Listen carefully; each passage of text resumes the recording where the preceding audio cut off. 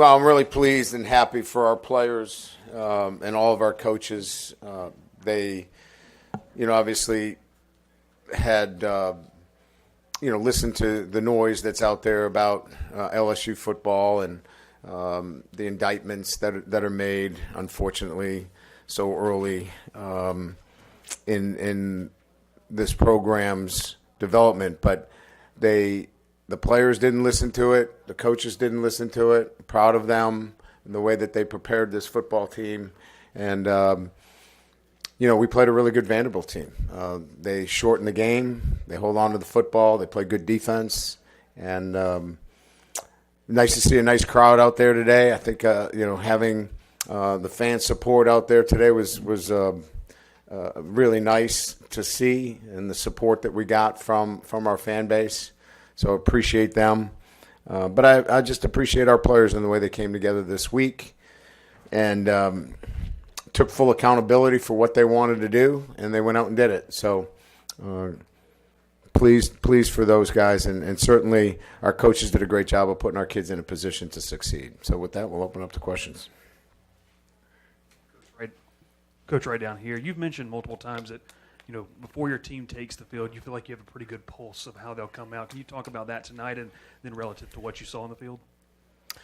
Yeah, I think I have a pretty good pulse of our team, all the time, because if you don't, then, there's a disconnect there somewhere. But I would say that we felt like we had a great week of practice. Our preparation was outstanding. Our guys really stood up and said, look, we've got to play better. And as coaches, we took our responsibility and said, listen, let's keep putting our kids in position to make plays. And we'd like to make a couple more. We made it a little bit harder than we had to. But, again, I love the way they competed. And this week in particular, I knew that this football team was going to be ready. And they've been ready. We didn't close out 3 games. We had 3 games that were in the third and fourth quarter that we had a chance to close out, or the narrative would have been much different around here. Everybody would have slept better. I would have slept better, and you guys wouldn't have anything to talk about.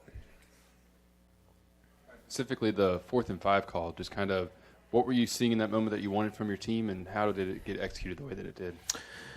Yeah, so, we were faced with a number of 4th down situations, probably multiple 4th down situations in terms of our play calls. And, we were getting so much man coverage in those 4th down situations. We knew that we had an opportunity to get the ball out quickly with the coverage being off us. They sat down, very rarely. They gave us a little bit of cushion in those 3rd and shorts and 4th downs, and that was really we felt like the ball could come out quickly, and we could make some people miss.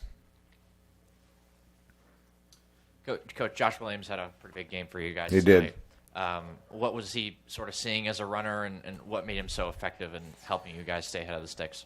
He ran through the face of a number of defenders. It was physicality. It was want to. It was desire. It was all those things in one. It was just a guy that was, committed to no matter what, the first guy's not going to bring me down. And he set a tone for our entire team, a toughness on offense and a resolve that these guys showed this week. And I think he was one of our leaders this week, spoke up many times. He spoke up before our meal today when we meet with our team. He really was committed to making sure that we found a way to win this game. Yeah, Brian, you've done this job for decades. You've had weeks like this. Yeah. Did you talk about just getting through a week like this, not just the losses, but the loss of a recruit and just the noise just kept getting louder and louder, and how you kind of handled that? Yeah, the recruiting doesn't mean a whole heck of a lot when you're talking about your football team in the present, right? Everybody else certainly felt differently about that recruiting piece. But that didn't really affect our players nor the coaches. Yeah, you're disappointed because you've put, many, many years into recruiting, but it really didn't affect the core of what we wanted to accomplish. And that was we wanted to finish this football game. And we finished taking a knee on the 10-yard line. And that's how you want to finish football games. So, yeah, the noise was there, but you're going to get noise at LSU when you lose 3 games in a row. But it wasn't because of our guys not being committed, and they show that commitment this week. Brian, when you guys ran the ball, the offensive line blocked well enough to where you guys didn't have a single negative rushing play tonight. What was different about that group and its preparation? It's a good question. I will tell you, a lot of it had to do with certainly the offensive line and getting great movement up front. But more importantly, it was Garrett Nussmeier. He managed the running game as well as he's managed it since he's been here. The ball had to get out on the perimeter on sometimes. You know, those balls that were thrown out on the perimeter, Aaron Anderson or Daniels, those were, and even Lacey Late, those were run plays. But we were getting overloaded, and the ball needs to get out to the soft corner or to wherever that access is. And he did a fabulous job with it. And this is the standard that we need from him relative to where our running game can be really solid if we get that kind of play, which he gave us tonight.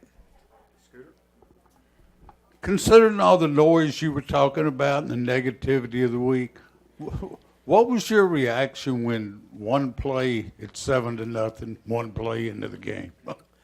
I didn't. I felt like we were going to overcome it. I felt confident in our football team that they were prepared and they were going to win this football game.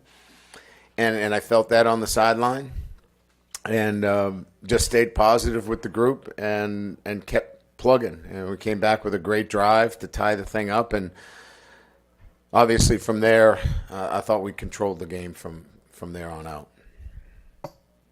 Coach, you talked about it a little bit in the back, about Josh Williams. He was part of the player-led meeting. And do you think maybe this game was a statement to his team, being a veteran, of what he expects from this team? Absolutely. And he said that. He goes, this is what we expect here at LSU. This is what I expect. And everybody did. I mean, he was echoing the feelings of the entire team, but he could do it from a position of experience. He could do it from a position where he's been down this road before and was able to lend that to everybody else in the program. And I think it really affected some of the younger players in a positive way. We saw some things from our younger players this week that we hadn't seen, maturity from them.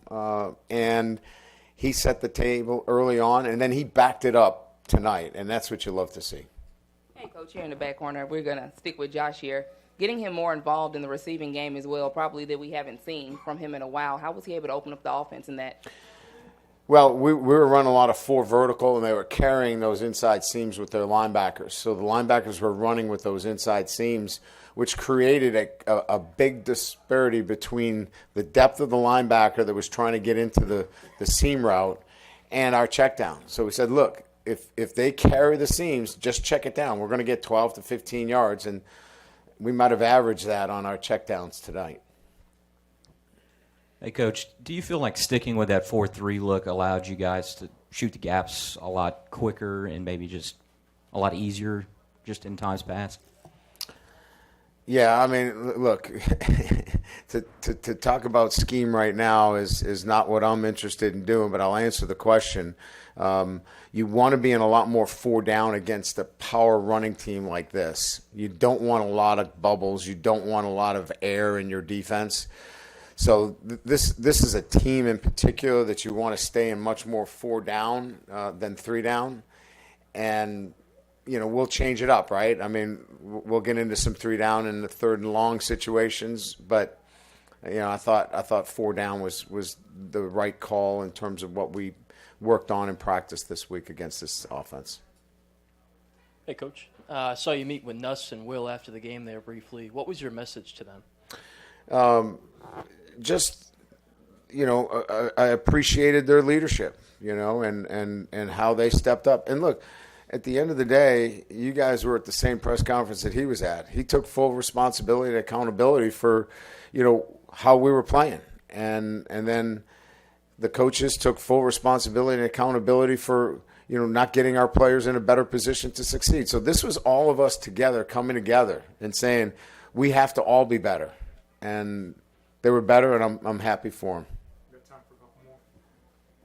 I know you've mentioned this multiple times, but just talk more about West Weeks and his, obviously willingness to help contribute tonight and kind of what went into that and his ability to be ready when you wanted to call his number. Yeah, I mean, it was just a great way to, look at somebody that is totally committed to what we're doing and being ready to step in when needed. The Weeks boys have been instrumental in helping us continue to grow as a program, and both of them, we're very confident we'll have them back next year. And with that, you get great leadership and you get guys greatly committed to what you're doing. So you can push them up in front and say, this is how it's done. And when you have a lot of those guys out there, it just helps everybody in the program. Brian, you've talked a few times here about just coaches putting players in better positions to make plays. What were some of the things that they did tonight that you thought were maybe different or better in that regard? I just thought we were simpler. I think we had 5 calls on defense, and we ran some pass plays multiple times. It wasn't a different look. We were very consistent with our play calls on both sides. And that was the mantra this week is be committed to the call. Whatever that call is, execute that call. And we're not going to have a lot of calls this week. We cut out a lot. And like I said, we ran 4 vertical probably more times than I can remember in a game. But we had the checkdowns. We had other avenues to get the ball out. And I think that really helped our players stay locked in on the call and be committed to the call. Good, thanks.